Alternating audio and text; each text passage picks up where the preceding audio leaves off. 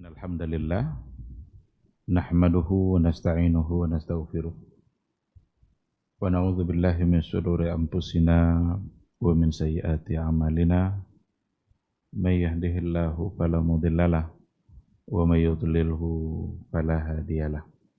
Asyhadu an la ilaha illallah wahdahu la syarikalah wa asyhadu anna Muhammadan abduhu wa rasuluh la nabiyya ba'dah.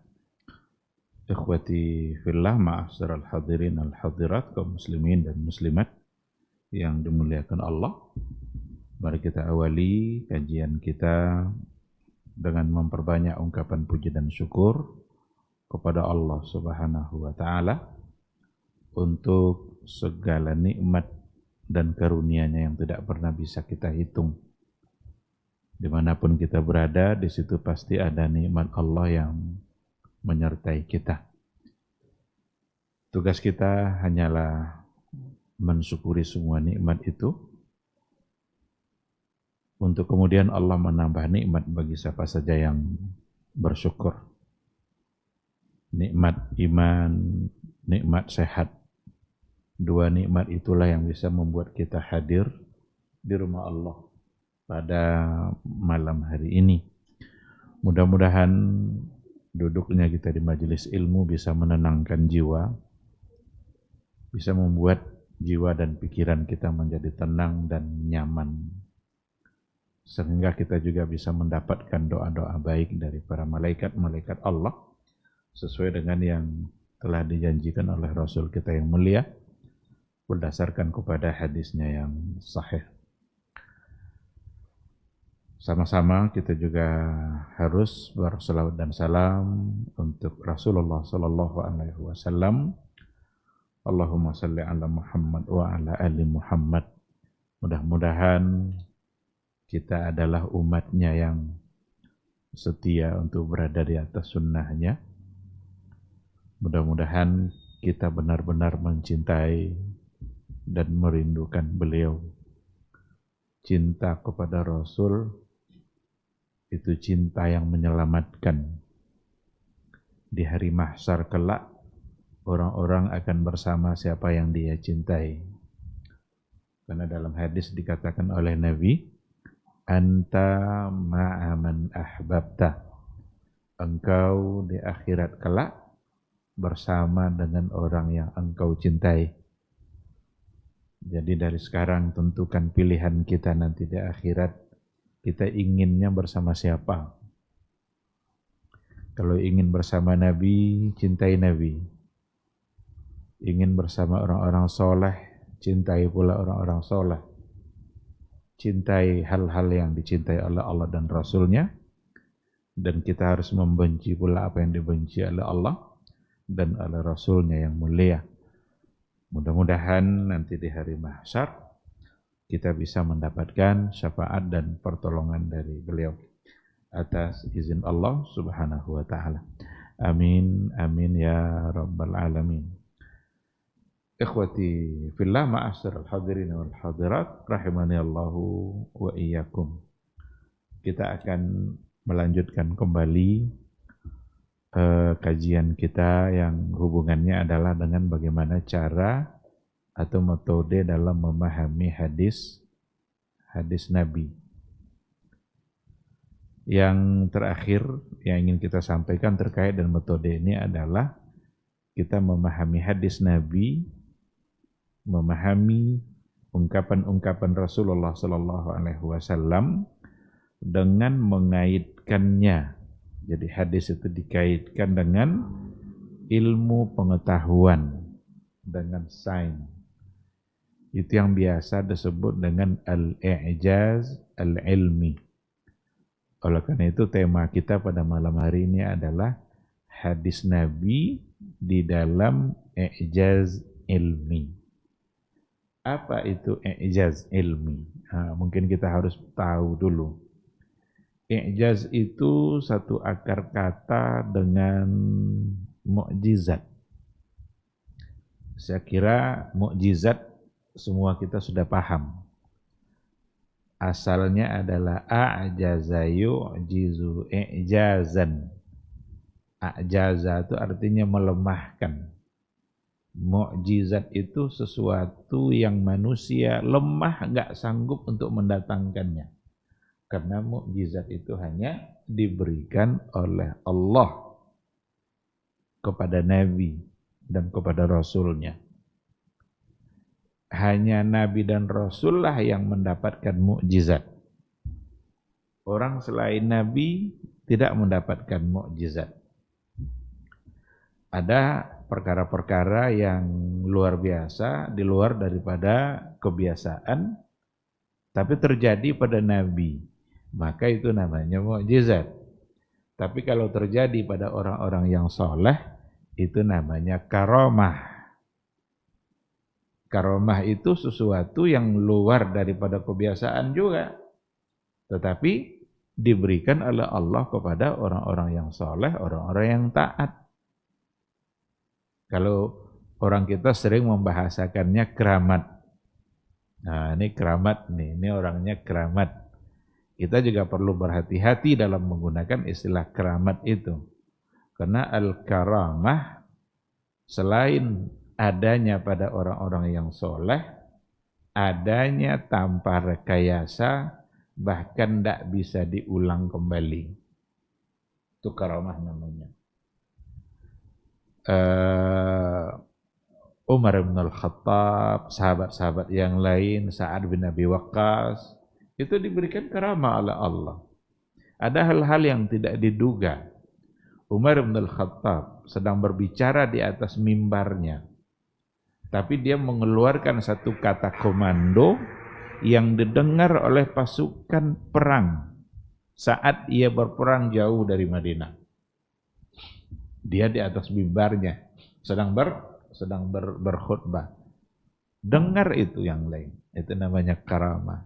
Dan itu Allah yang memberikan.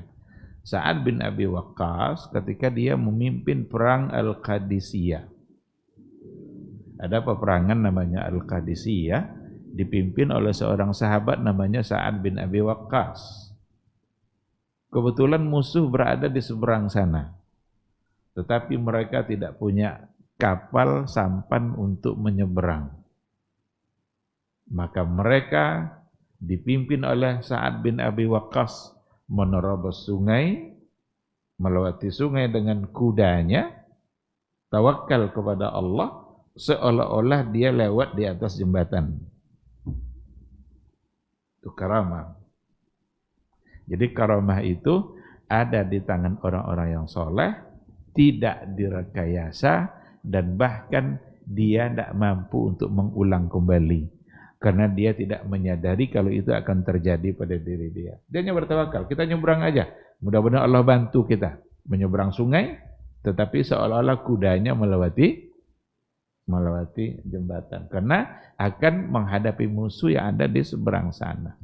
Kalau seandainya ada unsur rekayasa bahkan berulang, itu perlu dicurigai, bahkan bukan lagi karamah. Bukan lagi karamah. Jangan-jangan itu sihir. Jangan-jangan ada bantuan-bantuan yang lain. Coba tengok nih, saya tidak bisa ditusuk pakai pisau. Ditusuk-tusuknya badannya pakai pisau itu. Tidak mempan memang. Itu jangan cepat tertipu dengan perkara-perkara yang seperti itu. Karena bisa saja itu bukanlah karamah. Meskipun secara zahir orangnya menunjukkan perbuatan-perbuatan yang baik di hadapan kita. Pakai jubah, pakai surban, diawali dengan bismillah, tiba-tiba badannya tidak bisa ditusuk. Karena sudah ada unsur rekayasa. Maka karamah itu tiba-tiba diberikan oleh Allah, dia tidak menyadari, tidak ada rekayasa, bahkan dia tidak bisa untuk mengulang kembali.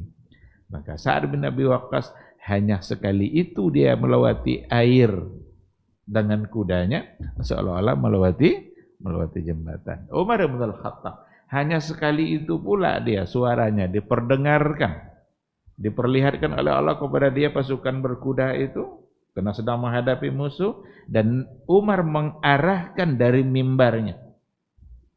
Dan suara itu didengar oleh oleh mereka yang ada di lapangan. Nah, maka untuk orang-orang soleh itu namanya al-karamah.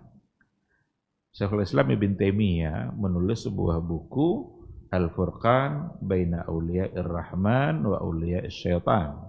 Perbedaan antara wali Allah dengan wali syaitan. Jadi kalau nampak orang terbang, tidak basah oleh air, tidak pakai payungnya udah air hujan tidak basah. Nah, nampak ada apa? Lewat di atas air. Jangan cepat tertipu. Sampai kalian ukur dulu kehidupannya dengan apa yang ada dari sunnah, apa yang ada dalam wahyu Al-Quran dan sunnah Rasulullah Sallallahu Alaihi Wasallam. Karena tidak mustahil orang-orang yang seperti itu ternyata dia bekerja sama dengan syaitan. Maka ada namanya wali Allah, ada namanya pula wali syaitan. Nah, untuk Nabi dan Rasul disebut dengan mukjizat. Untuk Nabi dan Rasul disebut dengan mukjizat. Nah, salah satu dari mukjizatnya adalah wahyu yang diberikan oleh Allah, yaitu Al-Quranul Karim. Al-Quran yang diberikan oleh Allah itu adalah di antara mukjizat Rasul yang sampai hari ini masih ada. Ada banyak mukjizat pada masa Nabi dulu. Bisa terbelah bulan, bisa membelah bulan. Iqtarabatis sa'atu wa insyaqqal qamar. Memang ciri-ciri kiamat dekat itu ya salah satunya bulan terbelah. Dan itu sudah terjadi pada masa Rasul. Salah satu dari mukjizat Rasul sendiri. Nah, maka di antara keistimewaan juga yang diberikan oleh Allah kepada Rasulullah SAW adalah bagaimana ia mengeluarkan sebuah ungkapan, kata-kata yang disebut sebagai hadis yang belakangan itu dapat dibenarkan oleh ilmuwan. Jadi Nabi mengucapkannya 14 abad yang lalu, tetapi ungkapan beliau dibenarkan. Oh iya, benar itu. Yang membenarkannya adalah para ahli ilmu pengetahuan berdasarkan kepada riset-riset yang ada. Kesesuaian Al-Quran dan hadis dengan ilmu pengetahuan itulah yang akan diistilahkan nanti dengan i'jaz ilmi. I'jaz ilmi. Sesuatu yang datang dari Nabi tetapi dapat dibenarkan sesuai dengan ilmu pengetahuan. Banyak sekali. Baik dalam Al-Quran maupun dalam hadis itu ada tentang proses terjadinya bayi dalam kandungan.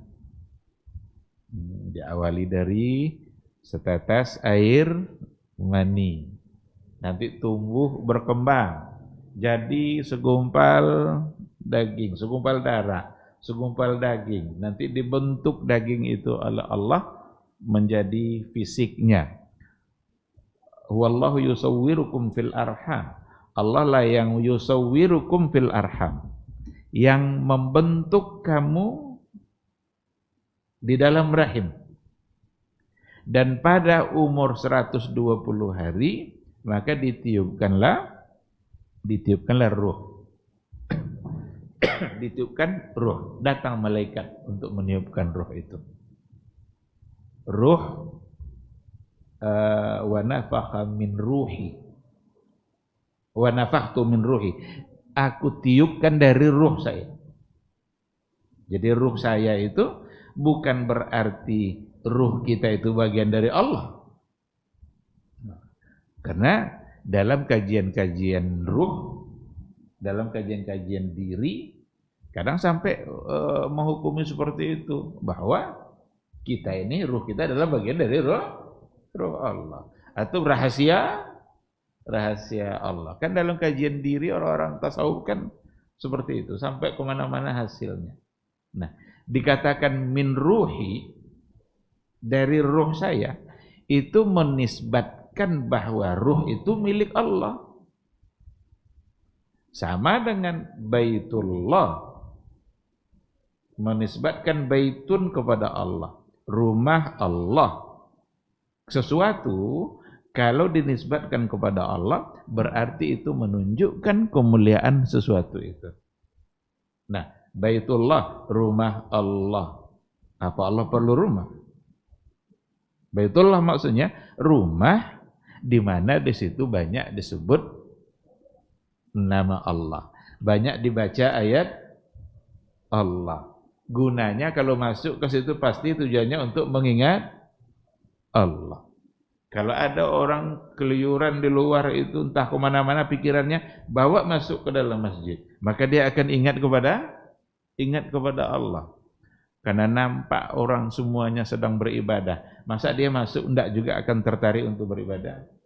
Maka ketika dikatakan ruh saya, berarti Allah menisbatkan ruh kepada dirinya, itu sebagai satu bentuk kemuliaan bagi manusia, bahwa ruh kita adalah milik Allah Subhanahu wa ta'ala. Maka pada umur 4 bulan 120 hari ditiupkan ruh, datang malaikat. Ini kalau ditanya ahli kedokteran, persis sama penjelasannya dengan yang ada dalam hadis. Persis sama. Kapan masa ditiupkan ruh? Itu ketika sudah berumur 4 bulan, 120 hari, lebih kurang. Makanya ibu-ibu hamil, kalau umur kehamilannya sudah 120 hari, udah mulai terasa gerakan-gerakan. Kadang nendang sini, nendang sebelah sini. Sebelumnya tidak ada. Kenapa tidak ada? Karena ruh belum ditiupkan. Dan itu semua adalah ciptaan Allah. Nah, sejalanlah apa yang dikatakan oleh Nabi dalam hadisnya, Al-Quran, Allah dalam Al-Qurannya sejalan dengan apa yang menjadi ilmu bagi para ahli di bidang kedokteran. Bahkan ada di antara dokter-dokter yang non-muslim masuk Islam gara-gara itu. Ada di antara mereka yang mendapatkan hidayah dikarenakan kesesuaian ilmu mereka dengan apa yang ada dalam Al-Quranul Karim. Nah, kesesuaian seperti tadi itu namanya i'jaz ilmi.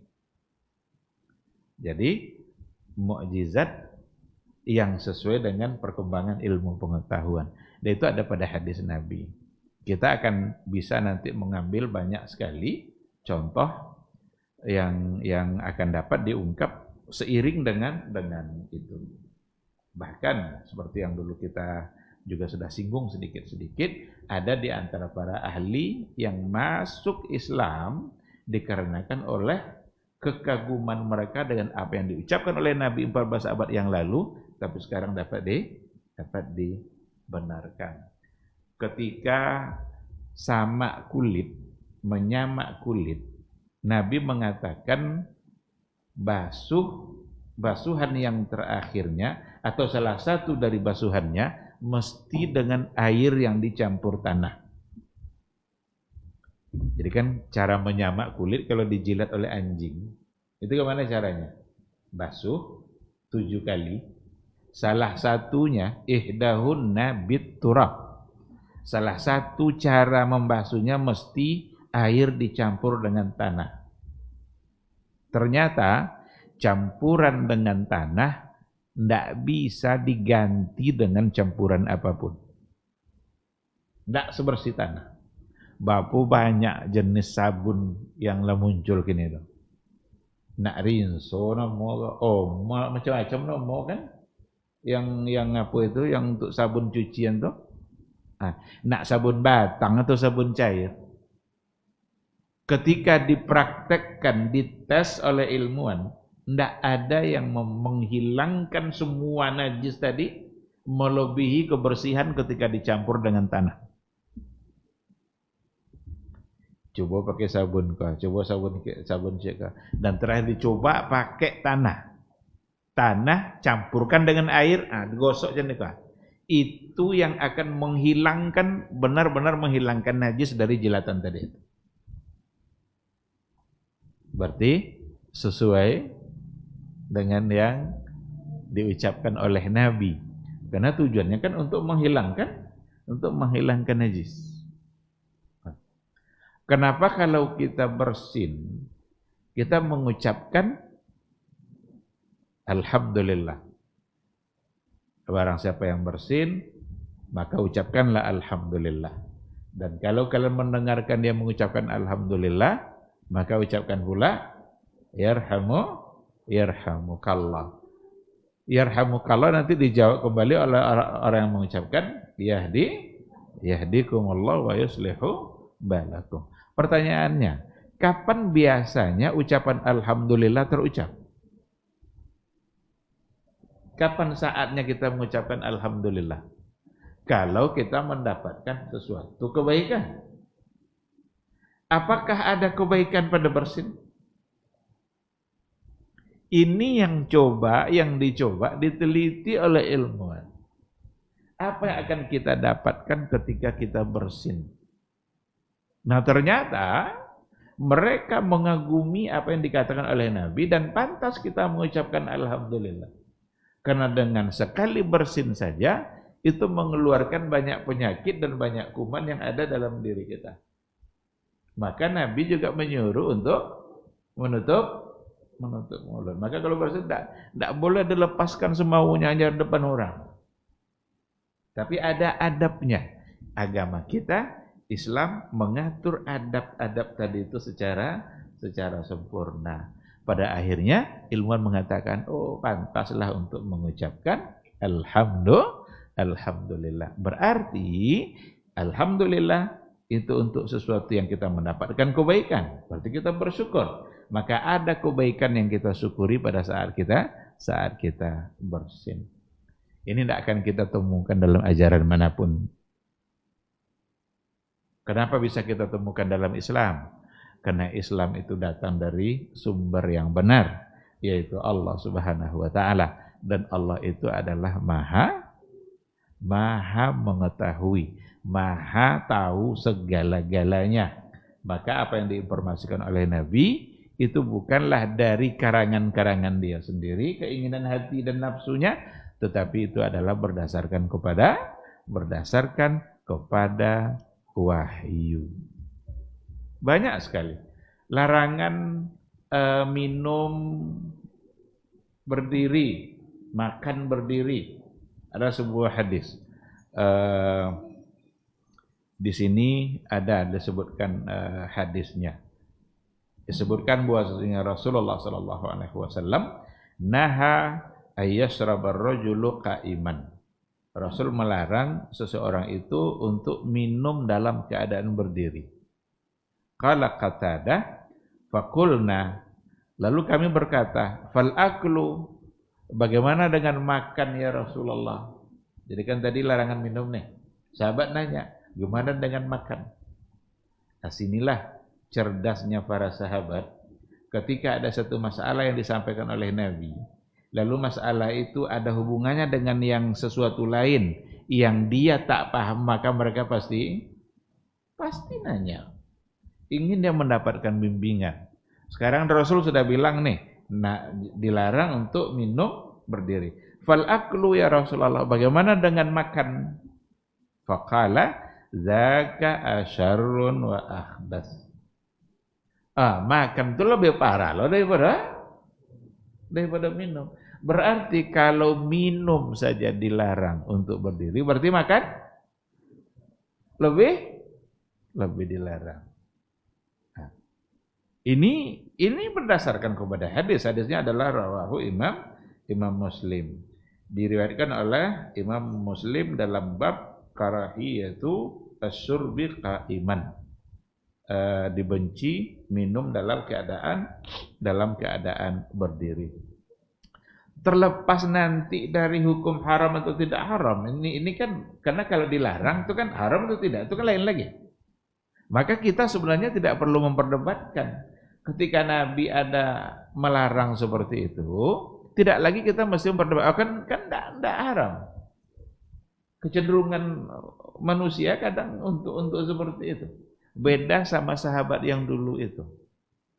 Kalau sahabat yang dulu ketika Nabi melarang, tidak lagi mereka menanya-nanya apakah sampai ke tingkat haram atau makruh. Karena bisa saja ada sesuatu yang ternyata tidak sampai ke tingkat haram. Kalau dikaitkan nanti dengan satu hadis, karena dibahas oleh para ulama, ada satu riwayat bahwa Nabi minum air zam-zam dalam keadaan berdiri. Lalu bagaimana dengan ini? Kan itu yang dikait-kaitkan nanti kan. Ada yang mengatakan bahwa berdiri itu khusus untuk zam-zam. Itu terlepas nanti perbedaan perbedaan di kalangan para ulama dalam menentukan hukum. Yang jelas ada hadis yang bicara secara umum, kita sebagai muslim sebaiknya taat dulu dengan apa yang disampaikan oleh Nabi. Nanti kalau saya lepas minum air zam-zam, kalau mau berdiri, karena Nabi pernah berdiri. Pernah itu berarti bukan sering, tapi pernah. Nah, silakan kalau mau untuk melakukannya. Nah, kadang-kadang sebagai umat Islam ya menganggap enteng hal-hal yang seperti ini. Kita tengok kadang acara buka bersama. Soalnya buka bersama, ambil kolak, ambil apa, minum semua sambil berdiri. Di mana kita letakkan hadis ini? Di mana ketaatan kita? Oh, dia kan tidak sampai ke tingkat haram, Ustaz. Oke, tidak sampai ke tingkat haram. Tetapi seorang muslim sebaiknya lebih menunjukkan kecintaannya kepada Nabi dalam bentuk mentaati apa yang sudah diperintahkan oleh Nabi. Apakah tidak sampai ke tingkat itu, ya itu lain-lain persoalan. Tapi yang jelas untuk pertama harus tunjukkan dulu ketaatan dan ketundukan kita. Oleh karena itu ketika ditanya, makan itu asyar wa ahbas, justru lebih parah lagi daripada minum. Dalam artian makan tentu lebih lagi untuk diperlukan untuk duduk daripada sekedar minum. Apa analisa para ahli? Salah satu dari yang pernah saya baca itu ada salah seorang dokter namanya Abdul Razak Al-Kailani, dokter di Arab sana. Dia mengatakan bahwa cara makan dan minum yang paling tepat dan selamat adalah dengan cara duduk. Makan dan minum, cara yang paling tepat adalah dengan cara duduk, tidak dengan cara berdiri. Sebab minum dan makan dengan cara berdiri akan mempersulit proses pencernaan. Karena minuman dan makanan itu akan terhempas lebih kuat ke dinding lambung. Dan itu berulang-ulang secara terus-menerus akan menyebabkan kesulitan pada pencernaan. Bahkan kita tengok lagi Rasulullah SAW kalau dia makan sambil duduk itu ada dalam riwayat dia dengan cara dengan istilahnya itu, dengan kaki kanannya itu agak ditegakkan ke atas. Apa istilahnya itu? Menyingkek namanya. Sambil makan. Nanti kalau kita bawa kepada persoalan apakah itu sebagai sesuatu yang tasyri'iyah atau tidak? Apakah itu sesuatu yang mengandung hukum yang harus kita taati atau tidak? Karena sebelumnya kita sudah bahas, ada di antara yang datang dari Nabi tidak semuanya memang mengandung unsur tasyri'. Ada yang tasyri', ada yang ghairu tasyri'. Tetapi ketika sejalan dengan apa yang dikatakan oleh ilmuwan, seperti duduk secara umum, walaupun tidak dengan meninggikan kaki sebelah kanan, tapi setidaknya dengan duduk katanya itu lebih memudahkan dalam pencernaan. Karena kalau berdiri, selain kita menyalahi adabnya, ternyata ada hubungannya dengan soal lambung. dan pencernaan. Ikhwati fillah, akan ada banyak sekali kita menemukan dari hadis-hadis Nabi kita yang mulia, yang mana sangat pantas untuk dikaitkan dengan ilmu pengetahuan atau dengan riset-riset para ahli yang membuat mereka terkagum-kagum dan apa yang diucapkan oleh Rasulullah Sallallahu Alaihi Wasallam lebih dari 14 abad yang lalu. Saya ingin ambil beberapa contoh hadis yang dikaitkan dengan DNA manusia atau istilah DNA. DNA itu kan kita ini kan keturunan, ada kesamaan-kesamaan dengan ayah kita. Maka orang kalau untuk membuktikan ini benar enggak ayahnya ini, perlu tes DNA. Nah, kalau sudah dites, nanti ketahuan sama atau tidak sama. Nah, persoalan seperti itu ternyata diambil juga oleh para ulama itu dari hadis Nabi. Nah, saya bacakan hadisnya dari Abu Hurairah radhiyallahu taala anhu qala, ja'a rajulun min bani Fazarah ila an-nabiy sallallahu alaihi wasallam faqala, inna imra'ati waladat ghulaman aswad. Faqala an-nabiy sallallahu alaihi wasallam, hal lakum min ibil? Qala na'am. Fama alwanuha? Qala humr. Hal fiha min awraq? Qala inna fiha la warqa.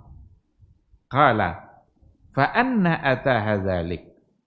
Qala asa an yakuna naza'ahu irqun. Qala wa hadza asa an yakuna naza'ahu irqun. Apa kata Abu Hurairah dalam riwayat ini? Datanglah salah seorang lelaki dari Bani Fazarah kepada Nabi sallallahu alaihi wasallam mengadukan persoalan anaknya yang lahir berwarna hitam. Jadi tidak percaya ini itu anak dah, ini lahir hitam. Sedangkan ini putih, emaknya putih, tiba-tiba lahir anak hitam. Dia bilang inna imraati waladat gulaman aswad. Ya Rasulullah, sesungguhnya istri saya melahirkan seorang bayi berwarna hitam. Itu tidak anak dan dua-duanya. Nabi kan sangat cerdas dalam menyelesaikan masalah. Nabi tidak langsung menolak dan mempercayainya seperti begitu aja. Karena kalau memang itu bukan anaknya, kenapa tidak diingkari ketika hamil dulu? Ya kan? Seharusnya kan dulu pas hamil, saat itu diingkari, oh ini bukan dari saya ini. Seharusnya. Kan enggak, waktu hamil aman-aman. Pas lahir, hanya karena warna hitam. Maka tidak mungkin ditemu pengaduan dengannya Nabi kan? Maka Nabi menanya, hal lakum min ibil? Apakah kamu punya onta? Qala na'am. Iya, saya punya ya Rasulullah. Fama alwanuha? Apa warna onta-onta kamu itu? Humur. Warnanya merah. Jadi onta kemerah-merahan itu onta yang paling baik, paling mahal, berkualitas. Lalu Nabi bilang, hal fiha min awraq? Apakah ada di antaranya yang berwarna lain selain warna merah? Keabu-abuan, agak hitam-hitam. Qala na'am. Fiha la warqa. Ada di antaranya yang tidak berwarna merah ya Rasulullah, tapi ada yang keabu-abuan, agak hitam-hitam keabu-abuan. Qala, Nabi nanya, fa anna atahadzalik? Apa tidak bisa ada warna itu? Lain merah, tiba-tiba itu berbeda. Qala asa ayyakuna naza'ahu irqun. Nah, inilah hubungannya dengan yang tadi itu. Laki-laki itu menjawab, barangkali datangnya dari keturunannya yang dulu. Mungkin warna itu dari kulit induk-induknya yang dulu. Tidak sesuai aja kulit induk yang melahirkannya, tapi mengikuti kulit induk-induk yang dulu. Lalu Nabi bilang, wa hadza asa ayyakuna naza'ahu irqun. Anak wa angka mungkin nyai kulit atuk-atuk yang dulu. Kok ada atuk warna hitam dulu? Walaupun ayah sama maknya putih. Hadis ini sesungguhnya menjadi landasan oleh para ilmuwan. Berarti seorang anak membawa kesamaan-kesamaan yang ada pada keturunan-keturunannya, tidak mesti dari ayah, tapi bisa dari kakek, bisa dari ayahnya kakek, bisa dari kakeknya kakek. Itulah sebabnya kakek pun bisa disebut sebagai ayah. Bahkan ayahnya ayah, kakeknya ayah bisa disebut sebagai ayah. Nah, karena masih ada kesamaan. Masuk waktu? Baik. Kita jawab dulu suara azan, insyaallah nanti kita sambung.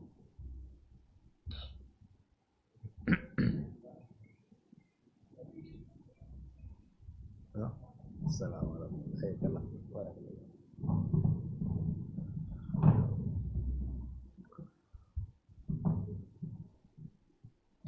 Allahu Akbar, Allahu Akbar,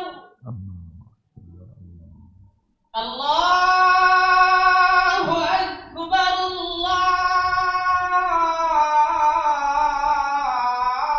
Allahu Akbar. Asyhadu an la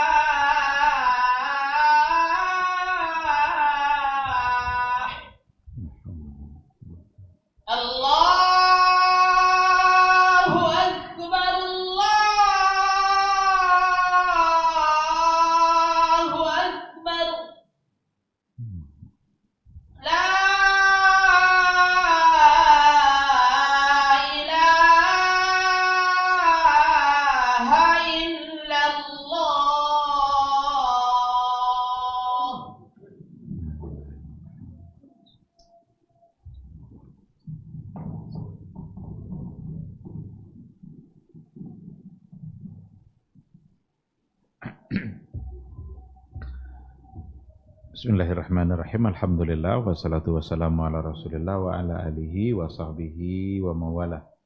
Ikhwati fillah, ma'asyiral hadirin wal hadirat rahimani Allah wa iyyakum. Jadi itu contoh pertama terkait dengan hadis Nabi yang sejalan dengan ilmu pengetahuan, yaitu terkait dengan DNA. Adanya sifat-sifat turunan, sifat-sifat bawaan yang ada pada anak yang diambilnya dari orang tua. Bahkan sifat kulit atau suara, kita menemukan seorang anak persis suaranya sama dengan ayahnya, atau mungkin bentuknya sama dengan orang tuanya. Jadi Nabi sendiri yang mengatakan, ini kok bisa ini warnanya ada? Mungkin adalah dari keturunan-keturunannya yang dulu.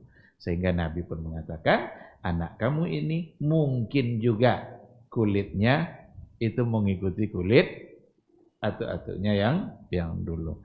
Dengan demikian selesailah masalah dan orang tadi sudah yakin kalau itu adalah anaknya. Karena kalau seandainya Nabi menerima sebagai penolakan, berarti di situ akan banyak hal terjadi nanti. Berarti istrinya berzina. Berarti dia menuduh istrinya. Berarti nanti dia harus disumpah, harus dirajam kalau benar terjadi. Tapi ternyata ketika hamil dia tidak ada protes. Seandainya diprotes dari awal kehamilan, mungkin lain ceritanya. Tapi kalau tidak, berarti akan diberikan oleh Nabi solusi yang lain, sehingga yakinlah pada akhirnya dia itu benar-benar anaknya walaupun berbeda kulit. Hadis ini menjadi penting bagi banyak ahli. Kalau dalam ilmu usul fikih, hadis ini dijadikan salah satu dari dalil qiyas. Jadi ada qiyas, menganalogikan hukum dan hukum yang baru dan masalah yang lama. Ini salah satu dari dalil. Ternyata oleh ilmuwan itu dijadikan sebagai alasan atau pijakan dalam persoalan DNA. Ada contoh yang lain, itu tentang khasiat-khasiat sesuatu yang Nabi mengatakan itu adalah sebagai obat. Ada seseorang yang mengadu kepada Rasulullah SAW tentang sakit perutnya. Kata Rasul, minum madu. Coba kamu minum madu. Sahabat itu datang lagi kepada Nabi, ya Rasulullah, tidak juga sembuh. Apa kata Rasul? Kadzaba batnu. Perutmu bohong. Minum madu katanya. Dia bilang, saya sudah minum. Kadzaba batnu. Perut kamu bohong. Sampai 3 kali. Nabi suruh minum madu. Pada akhirnya ketika madu benar-benar diminumnya, barulah ia mendapatkan kesembuhan. Ada salah satu hadis juga, hadis Nabi yang berkaitan dengan habbatus sauda. Habbatus sauda. Dalam sebuah riwayat itu dikatakan fil habbatis sauda syifa'un min kulli da'il illa pada habbatus sauda itu ada obat untuk berbagai macam bentuk penyakit kecuali kematian. Jadi kematian tidak bisa diobati. Kalaulah kematian bisa diobati, niscaya orang tidak akan mati-mati. Tapi kematian sebagai satu keharusan, maka tidak ada obatnya. Wa fi riwayatin ukhra, dalam satu riwayat yang lain dikatakan ma min da'in illa fil habbatis sauda'i minhu shifa.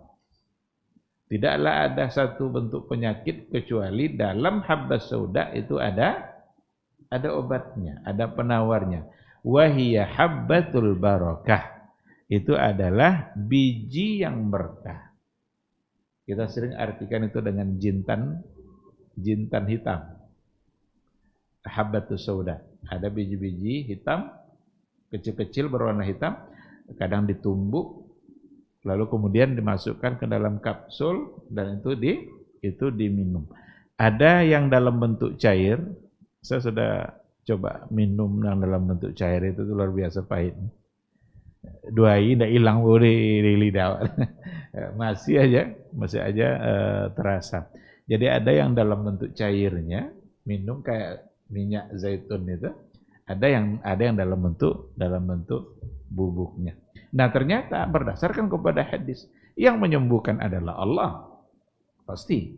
Cuma Nabi mengatakan salah satu dari habbatul barakah, biji yang akan memberikan keberkahan dari Allah itu adalah jintan hitam. Nah, kita ambil satu hadis yang lain. Nanti kalau ada yang mau ditanyakan kita akan berdiskusi. Hadis tentang persendian pada manusia. Ada hadisnya rupanya. Berapa jumlah persendian manusia? Ini persendiannya. Jumlahnya 360. Dan itu ada pada hadis. Dokter bilang seperti itu. Hadisnya datang dari Abdullah ibnu Buraidah. Ini riwayat Imam Ahmad. Dalam Musnad Imam Ahmad, hadis Buraidah al-Aslami. Nomor 23.048. Ada hadisnya. Dari Abdullah ibnu Buraidah, qala, sami'tu Abi Buraidah. Saya mendengar bapak saya, Buraidah. Jadi anak mengambil dari bapaknya. Yaqulu, bapaknya mengambil dari Nabi. Karena bapaknya berkata, yaqulu, sami'tu Rasulullah sallallahu alaihi wasallam, saya mendengar Rasulullah sallallahu alaihi wasallam yaqulu, berkata. Apa perkataan Nabi? Fil insani situna wa thalathumi'atin mafsil. Pada setiap manusia itu ada 360 persendian. 360. Para ahli lah yang memberikan penjelasan di mana aja itu yang 360 itu. Ini kalau saya coba nukilkan perkataannya, ada persendian pada tengkorak sebanyak 86, pangkal tenggorokan sebanyak 6 persendian, rongga dada sebanyak 66. Nah, ini ahlinya yang tahu nih kan. Rongga dada berarti di sini ada sebanyak 66.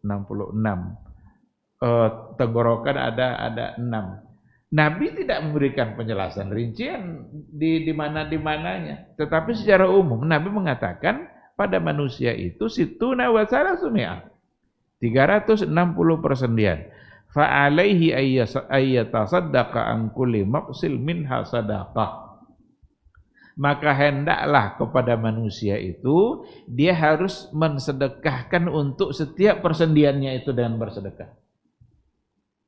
Nah, gimana caranya mensedekahkan untuk setiap persendian? Kalau sahabat bertanya, "Famanil ladzi yatiqu dzalika ya Rasulullah?" Siapa yang akan sanggup untuk mensedekahkan 360 persendian? Jadi untuk ikoci Allah sedekah, tanda bersyukur kepada Allah. Diberi sehat Allah Ta'ala, sedekah, tanda dia bersyukur. Siapa yang sanggup ya Rasulullah untuk melakukan itu? Qala, Nabi berkata, an-nukha'atu fil masjidi tadfinuha awi syai'u tunajjihi anit tariq. Nah, cukup kamu melakukan kalau nampak ludah atau sesuatu yang kotor di masjid, timbun. Au asyai'u tunajjihi anit tariq.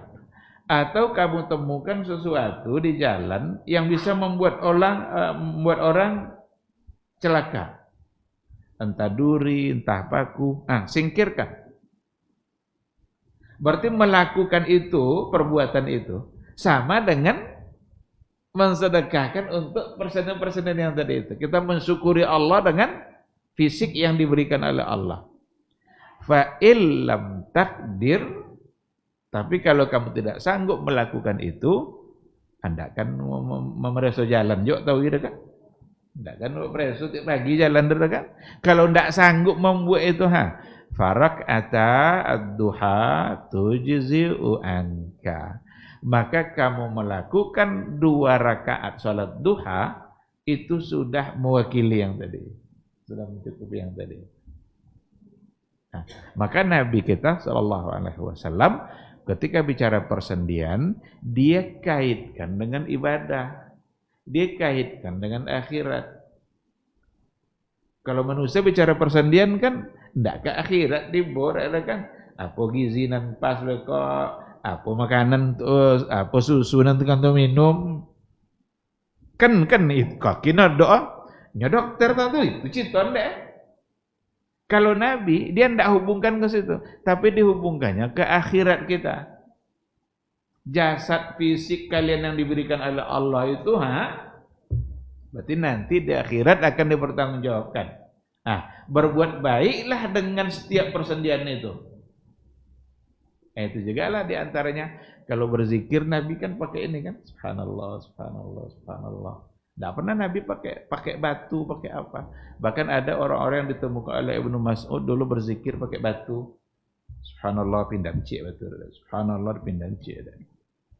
Ditegur sama Ibnu Mas'ud, ngapo kalian dunia? Asal itu kami metong tasbih kaminya. Itu nan elok nampak dekat kaminya. Apa kata Ibnu Mas'ud? Apa bahasa Rasul tuh? Bukan segala sesuatu yang kalian anggap baik ternyata itu adalah baik. Bukan semua yang dianggap baik itu ternyata oleh agama juga baik. Nah, oleh karena itu selagi bisa tidak pakai itu, kenapa harus pakai itu? Nah, cuma kalau ada umpamanya orang tua, dia mungkin sudah lupa, ndak kodok lupa, kodok 20 atau 30 ngomong kan? Dan terbantu dia oleh yang tadi, mungkin dapat dibenarkan, tapi bukan untuk meninggalkan sesuatu yang hukum asalnya adalah dengan jari. Nah, oleh karena itu ternyata Nabi mengaitkannya dengan bagaimana kita berbuat baik kepada orang lain. Tuh buang duri di jalan itu kan kita buat baik. Menimbun sesuatu yang kotor biar tidak diinjak oleh orang lain. Nabi bilang dalam masjid karena memang dulu masjidnya seperti itu. Bahkan ada orang Badui pipis di masjid maka contoh Nabi bilang masjid sesuai dengan konteksnya pada masa itu. Nah, tapi ketika dibilang membuang sesuatu yang bisa menyelamatkan orang di jalan. Nah, itu artinya adalah ketika kita berbuat baik kepada orang lain yang dirasakan kebaikannya oleh orang lain, kita sesungguhnya sedang mensyukuri kebaikan-kebaikan fisik yang sedang diberikan oleh Allah Subhanahu wa taala. Dan itu semua bisa terwakili oleh 2 rakaat salat duha. Maka hadis ini juga merupakan hadis yang sebagai landasan tentang sunnahnya untuk mengerjakan salat duha. Nah, ini diantara hadis yang ada. Ikhwati fillah, ada penjelasan dari Profesor Zaghlul Najjar. Jadi Zaghlul Najjar itu salah seorang ahli dalam i'jaz ilmi, baik pada hadis maupun pada Al-Quran. Bahkan beliau itu punya ensiklopedi mausu'ah tentang i'jaz ilmi itu dari Quran dan juga dari hadis. Beliau juga mengatakan adalah persendian yang dimaksud oleh Nabi itu adalah titik pertemuan antara tulang yang mayoritasnya bisa bergerak. Jadi titik pertemuan antara tulang yang mayoritas bisa bergerak. Ini bisa bergerak, ini bisa lagi. Itu yang disebut dengan mafsil atau mifsal, persendian. Sebahagian bersifat statis seperti pada sendi tengkorak. Jadi ada yang statis, ada yang elastis. Persendian dimaksud pada hadis itu adalah persendian yang memungkinkan tulang bergerak secara bebas. Dan ungkapan Rasul di atas merupakan ungkapan yang sangat menakjubkan bagi para ilmuwan.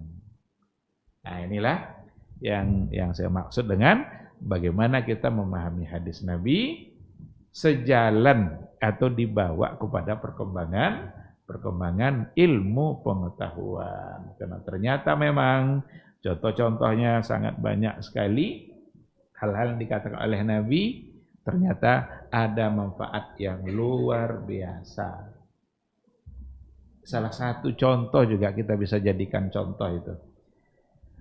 Kalau seandainya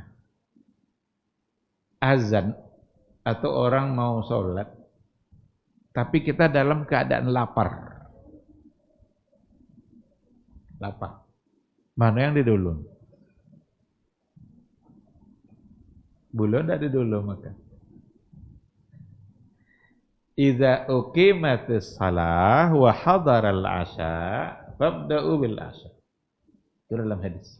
Walaupun ada penjelasannya oleh para ulama, itu penekanannya lebih kepada orang-orang yang tadinya dia berpuasa. Nah, jadi ada penjelasannya. Eko makan siang lah tamu-tamu kok itu lita aja mau kan, tapi bagi orang yang seharian dia berpuasa. Ada yang memberikan penjelasan seperti itu. Tapi ada yang memahami keumuman hadis. Ada lagi, jangan sholat dalam keadaan menahan buang air. Jangan sholat. Maka para ulama mengatakan hukumnya adalah makruh. Itu kalau dianalisa ternyata menarik bagi ahli kesehatan. Menarik. Karena memang dengan menahan-nahan akan membuat dia menjadi tersakiti dan sholatnya tidak khusyuk. Nah, jadi ada banyak hal yang tidak mungkin untuk kita sampaikan semua contohnya, tapi yang jelas banyak di antara hadis-hadis Nabi yang benar-benar dikagumi oleh ilmuwan-ilmuwan hari ini, bahkan banyak di antara mereka yang masuk Islam. Wallahu subhanahu wa ta'ala a'lam. Sekira ini mungkin jadi materi kita. Seandainya ada hal-hal yang perlu untuk dipertanyakan, dipersilahkan. Kalau ada.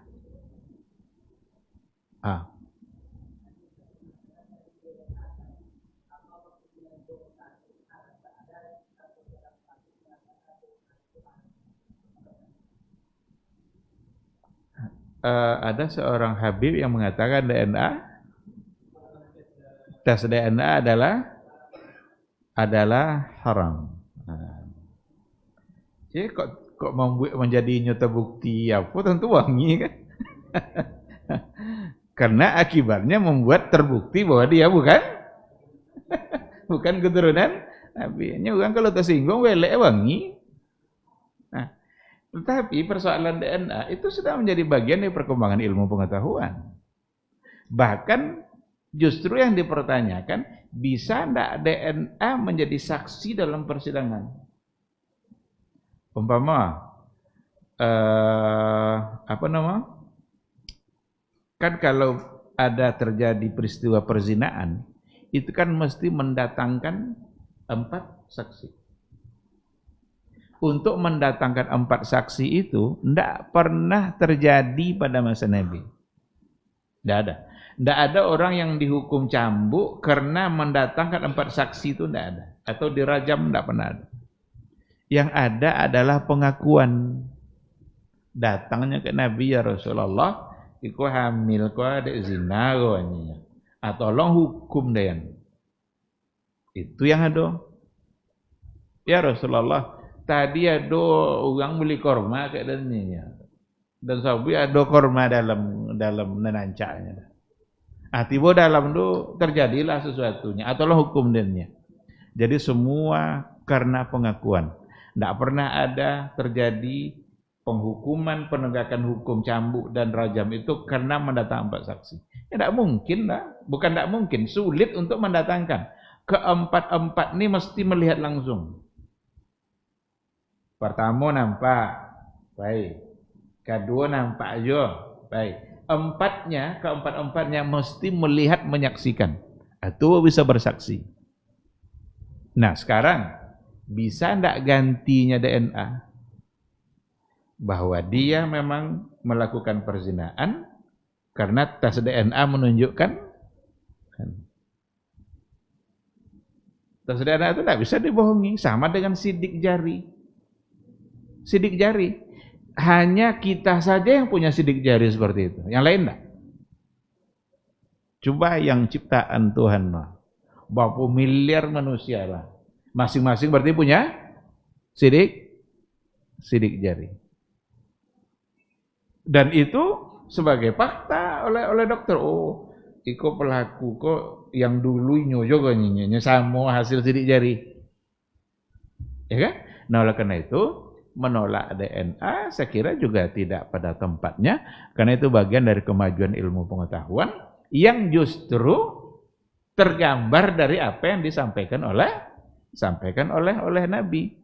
Maka saya tidak tahu apa alasan untuk menolak adanya tes DNA, tetapi ada yang menolak ya karena yang tadi itu, karena ada yang menentang untuk coba tes DNA iya atau tidak, dia sebagai keturunan Nabi. Ternyata banyak yang mencurigai bahwa itu tidak. Nah, Nabi hidup di Arab Saudi, di Madinah tepatnya. Lah mujo dan di Madinah dulu ndak ada orang orang nyobu-nyobunya keturunan Nabi. Atibo di Indonesia lo bahasa merah ada keturunan Nabi. lah cucu Nabi. Jadi ini darah Nabi mengalir pada tubuhnya. Nyokacan keturunan Yaman. Kalau dia tengok dari segi catatan sejarah, keturunan Yaman itu namanya Al-Arabul Ariba. Yang di Madinah itu Al-Arabul Musta'rabah. Itu saja sudah berbeda. Nah, oleh karena itu wajar kalau ada yang mencurigai. Lagi pula Nabi tidak ada yang anak laki-laki, kadang kan dalam Islam kan silsilah keturunan itu dari laki-laki.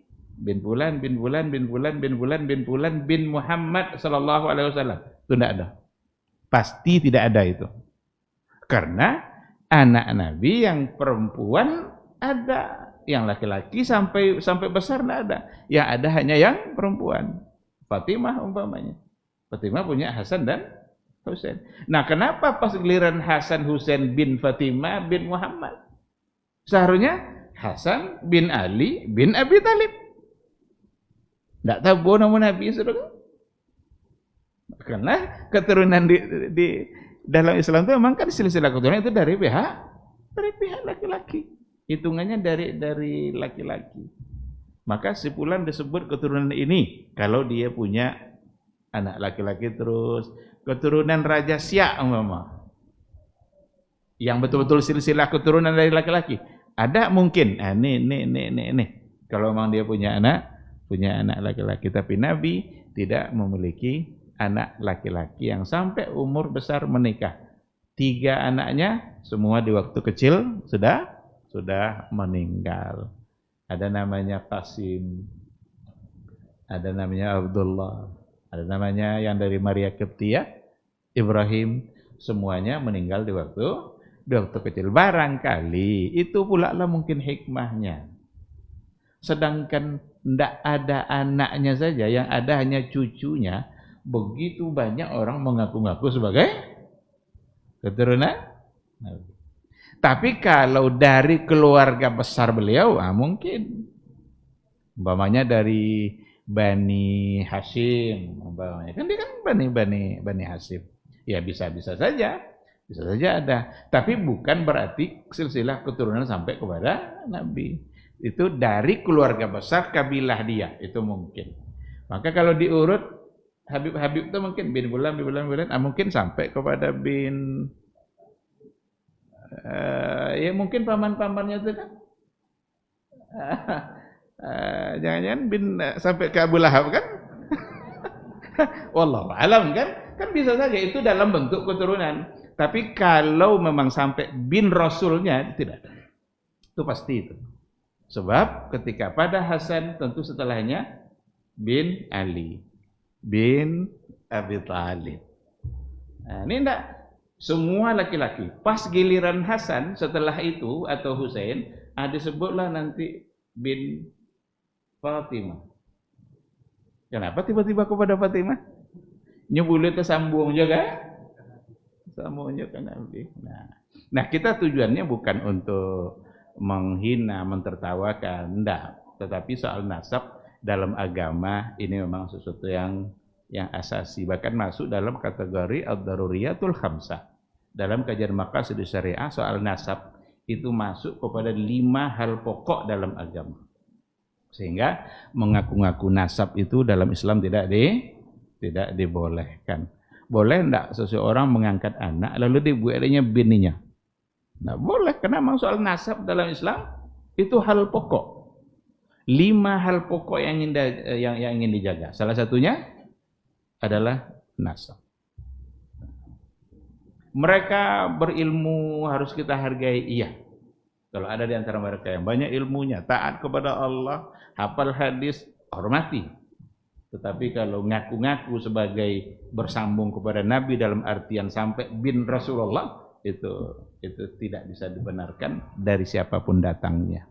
Allah Subhanahu wa taala alam.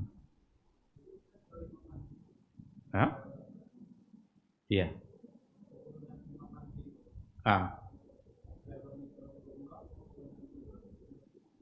Enggak tahu dari keturunan bagian yang mana, tapi yang jelas kalau diurut bin-binnya enggak akan sampai kepada Nabi.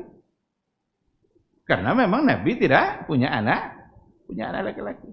Tapi makanya saya katakan, tapi kalau dari keluarga besar, entah dari bagian mananya, itu mungkin bisa terjadi. Karena itu juga yang jadi alasan kadang. Kalau memang tidak mungkin ada, bukankah Nabi mengatakan bahwa nanti di akhir zaman akan turun Imam Mahdi.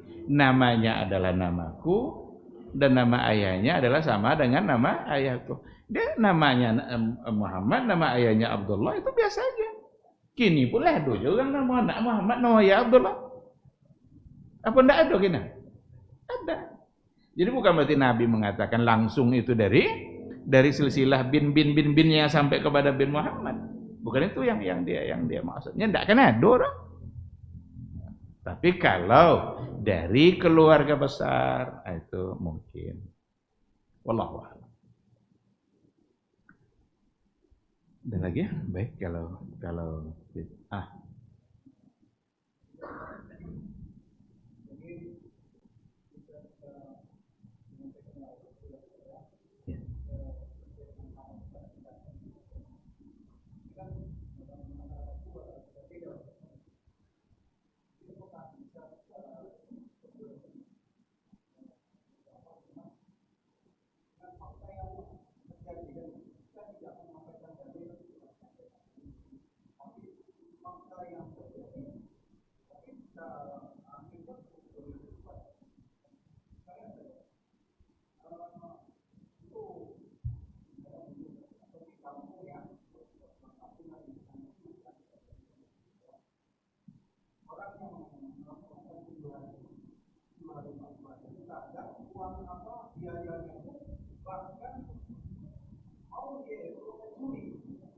biar bisa melakukan kegiatan.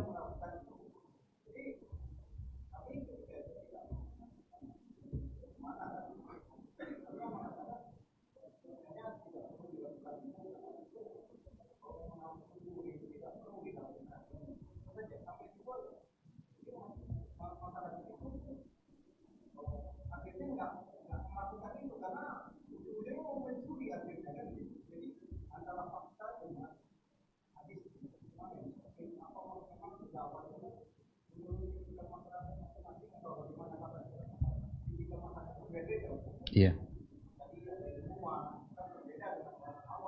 Iya. Iya, betul itu.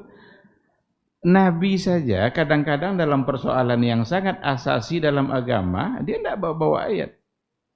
Tapi dia mengkhitab nalar yang pelakunya. Ada saatnya seperti itu. Nya kok sobino ayat lagi tidak mempan gitu.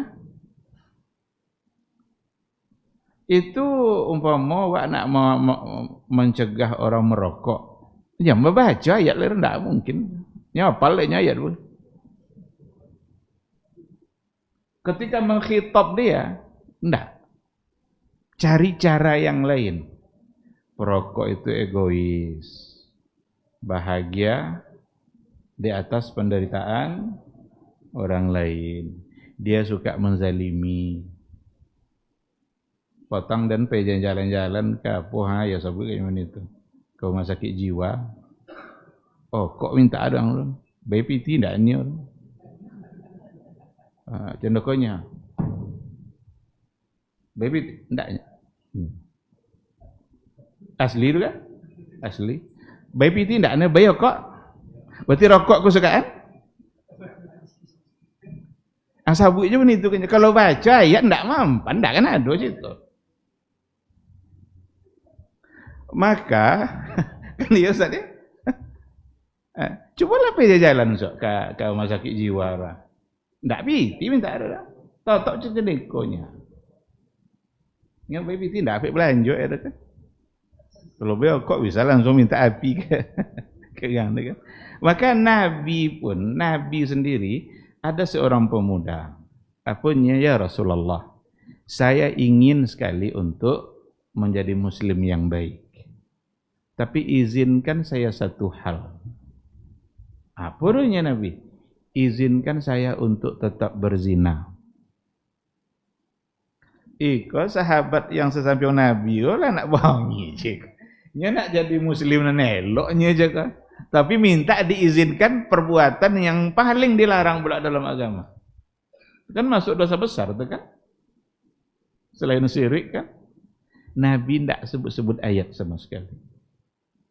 Oh, tak boleh. La taqrabuz zina. Tak ada sesuatu ayat. Tak cik je ayat sampai Nabi lah. Dipanggil sama Nabi sini kamu sebentar.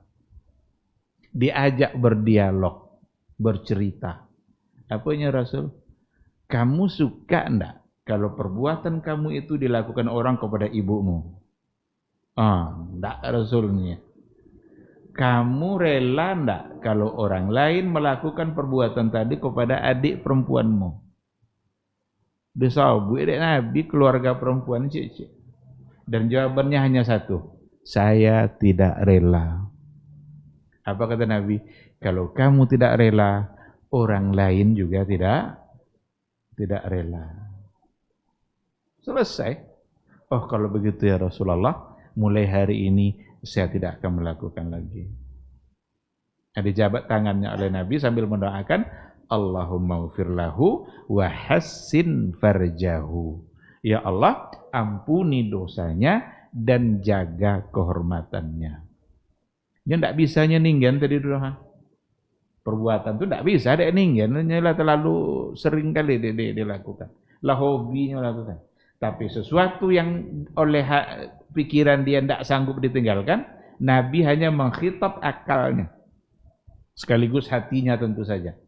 Kalau orang lain, kalau kamu tidak suka diperlakukan keluarga perempuanmu, maka orang lain juga punya perasaan yang sama. Tidak ada orang yang suka dibuat macam itu. Nah, berarti kamu harus tinggalkan karena kamu sendiri tidak suka kalau orang berbuat kepada kamu seperti itu. Ditinggalkan. Nah, oleh karena itu, saat kita menyampaikan sesuatu, memang ada saat-saat di mana kita melihat bagaimana kira-kira dalam menghadapi persoalan, barangkali tidak sebut ayat, tidak sebut ini, tapi ketika yang kita khitab adalah akalnya, nalarnya, mungkin akan bisa cepat diterima. Tapi kalau memang saatnya kita harus menyampaikan ayat, ya itulah yang sebagai landasan. Landasan agama kan memang adalah Al-Quran dan hadis. Itu sebagai landasan utama. Tetapi memang karena kondisi seperti tadi, ya mungkinlah dengan cara-cara bahasa-bahasa yang lain. Karena kalau kita bawa nanti, oh ini tidak sunnah, ini segala macam. Kadang lain ujung nya ustaz jantan tu sunnahnya. Tunya bagai. Nan kami tidak tentu sunnahnya. Tunya bagainya ustaz je masuk serogonya. Tunya bagai macam-macam. Karena kalau hati sudah tertutup, memang sulit untuk menerima kebenaran. Sehingga perlu dicari celah untuk membuka pintu hati tadi. Kalau memang dan menyampaikan dari sisi mudarat-mudaratnya ada tadi kan, sampai mencuri gara-gara untuk melakukan sesuatu yang tidak jelas anjurannya. Mencuri lah joleh haram. Yang ikut ndak lo joleh apa perintah dah. Mana kita mau mengerjakan yang haram gara-gara memperjuangkan sesuatu yang ndak jelas ada perintah dan sunnahnya dari Rasulullah Sallallahu Alaihi Wasallam. Tentu dosa dan akan dapat kan. Segera seperti itu. Wallahu subhanahu wa ta'ala a'lam. Baik, ikhwati fillah, ma'asyiral hadirin wal hadirat rahimani Allah wa iyyakum. Saya kira sampai di sini aja kajian kita pada malam hari ini. Semoga ada ilmu yang bisa kita terima. Kita berharap mudah-mudahan majelis ini menjadi ibadah yang dapat memperpanjang catatan amalan kebaikan kita. Amin, amin ya rabbal alamin. Terima kasih. Subhanakallahumma wa bihamdika asyhadu an la ilaha illa anta astaghfiruka wa atubu ilaik. Wassalamualaikum warahmatullahi wabarakatuh. Baba TV Sunnah, belajar agama